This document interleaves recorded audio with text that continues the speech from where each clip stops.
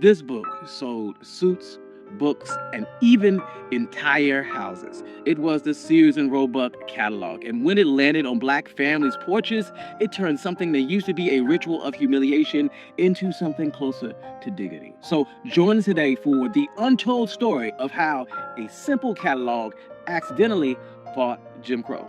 I'm your host, Country Boy, and this is One Mic Black History. And if you like stories like this, you can find more stories like this at onemichistory.com. But without further ado, let's get started. Before we dive into the Sears catalog, it's important to understand what Jim Crow looked like at the store counter. Before the Pleasant versus Ferguson stamped separate but equal into law in 1896, segregation was enforced not just by statutes but by custom. In rural towns, the country store was the gatekeeper of life. Most black families were tenant farmers or sharecroppers, and credit ran through white merchants who set the prices, kept the books, and controlled interest in the crop lien system, which was a line of credit that allowed sharecroppers to obtain supplies and loans that kept our people in debt. At the store counter, humiliation was policy. You could be made to wait while every white customer was helped first. You could be denied formal titles like Mr. and Miss, barred from trying on clothes, steered towards inferior goods, or told that an item was good enough for a nigga. Even the shelves joined in with caricatures on packages and ads that turned racism into branding. Pushing back meant real risk of eviction, arrest, and maybe much worse.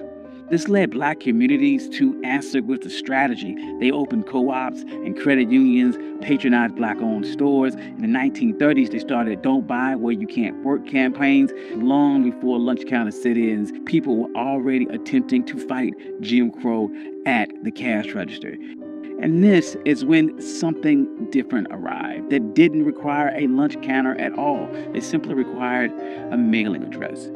The mail order catalog began with Montgomery Ward in 1872, but the Sears and Roebuck Company turbocharged it in the 1890s. Richard Sears started with watches, and he teamed up with Alvin Roebuck. And by 1894, Sears' Book of Bargains became a thick illustrated general catalog. Under Julius Renroll's leadership in the 1900s, Sears scaled into a national powerhouse, mailing out millions of catalogs a year and standardizing the satisfaction guaranteed pricing. Everything from farm tools to clothing to stoves and even housing kits. The catalog wasn't just a book, it was a national store delivered to your kitchen table. So, for black customers living under Jim Crow, this was huge. The Sears catalog turned everyday shopping, which could be a site of humiliation and exclusion, into a private transaction. And this change was offset by two things. First, anonymity and dignity. You browsed at home, mailed an order, paid a national price. There was no clerk sizing you up, no side doors, no special totals at the register. In towns where black customers couldn't even try on clothing or were forced to wait for white patrons, that broke daily rituals of disrespect. Secondly, national standardized pricing was a new way to pay. Catalogs were national and printed in ink and not negotiated at a hostile store counter. Sears accepted postal money orders and later offered installment plans on big purchases. These workarounds circumvented banks or merchants that denied fair credit or charged punishing crop lien terms. Additionally, two postal tools were also critical: rural free delivery, which started in 1896, and the parcel post, which started in 1913. The RFD and the postal post switched remote farms into a national logistic network. Backed by federal law, your order traveled by mail, not at a storekeeper's leisure. Interfering with its delivery risked federal penalties, which blunted local officials' ability to block and intimidate customers. Money orders and cash on delivery meant that you could pay a federal carrier, not a hostile shopkeeper or banker. And the post office was a federal space. Postal rules mandated equal service, and interfering with the mail was a federal offense. In places where customs outweighed rights, that blue and gray uniform offered a rare protection. Safety sat in that catalog too. Sears listed rifles alongside farm gear at a time where local laws often failed to protect black communities. Ida B. Wells famously wrote that a Winchester rifle should have a place of honor in every black home. Ordering by mail meant lawful self-defense without the hostility of the white gaze.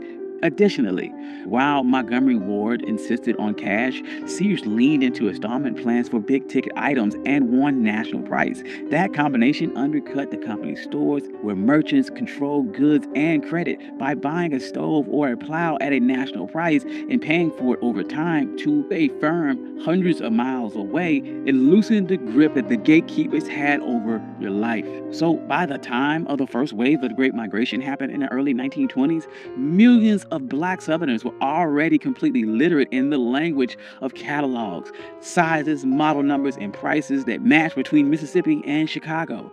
By the 1910s, you could order seeds, a sonograph, or a radio. By the 1920s, telephone lines and order desks sped up things even further, and each layer widened the gap between a local store that could dictate and determine what you can purchase. But this quiet revolution by mail completely threatened the Jim Crow order of things. So the local white gatekeepers moved to shut it down completely. Newspapers reported on catalog burnings. In some towns, the store owner was the postmaster. If you were black, that meant refusals to sell money orders or even stamps. Sears would study the choke points and they would attempt to work around them. Fine print in the catalog told customers how they could hand orders directly to the rural postal carrier, bypassing unhelpful postmasters. Copywriters promised to fulfill orders even if the handwriting was shaky or a note wasn't on the official form. So a smear campaign followed. As mail order shopping cut into that local control, opponents spread racist rumors that Sears and Montgomery Ward were owned by black people to scare off white customers. The companies would push back, printing photos of their founders, offering rewards to anyone who could trace back the lies. But facts mattered very little in the Jim Crow economy, where intimidation and retaliation was common. After the parcel post made shipping cheaper and more reliable, this combination of national pricing, federal delivery, and written guarantees further narrowed the room for petty local monopolies. However, even as Sears' mail order catalog helped black families shop from home, the company struggled with fairness inside its own workforce. In the late 1970s and early 80s, the Equal Employment Opportunity Commission brought cases of alleged racial bias on Sears' hiring practices. Sears settled several cases, agreeing to change their personnel practices. In 1986, the EEOC high-profile sex discrimination case against Sears went to trial. Sears would ultimately win the case, but the case became a touchstone for a bigger problem in the United States. U.S. law often failed to capture overlapping discrimination, especially when black women faced the intersection of race and gender. So, why does any of this matter?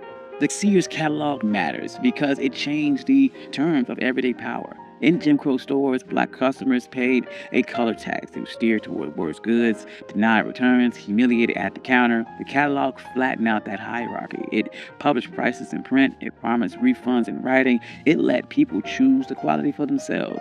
It replaced the local gatekeeper with a contract, order form, money order, and a receipt. A paper trail was more than a shopping record. It was leverage. These habits, comparing prices, demanding guarantees, sending back what wasn't right, taught a language of rights long before sit-ins. And this ripple effect was very real. Local shopkeepers had to compete or fear losing business. Money orders let black families outfit their homes, schools, and churches with the same ovens, stoves, pianos, books, and tools that white folks were using. Sears didn't set out to topple Jim Crow. It followed the money in a way that weakened the local system of control. It showed how black people could use standardized systems to punctuate local customs. And this is why this isn't just a quaint story about a simple catalog. It is an economic blueprint for how simple changes can completely reroute the source of economic power. Thank you. I'm your host, Country Boy, and this has been One Mic Black History. If you like stories like this, you can find more stories like this at OneMicHistory.com.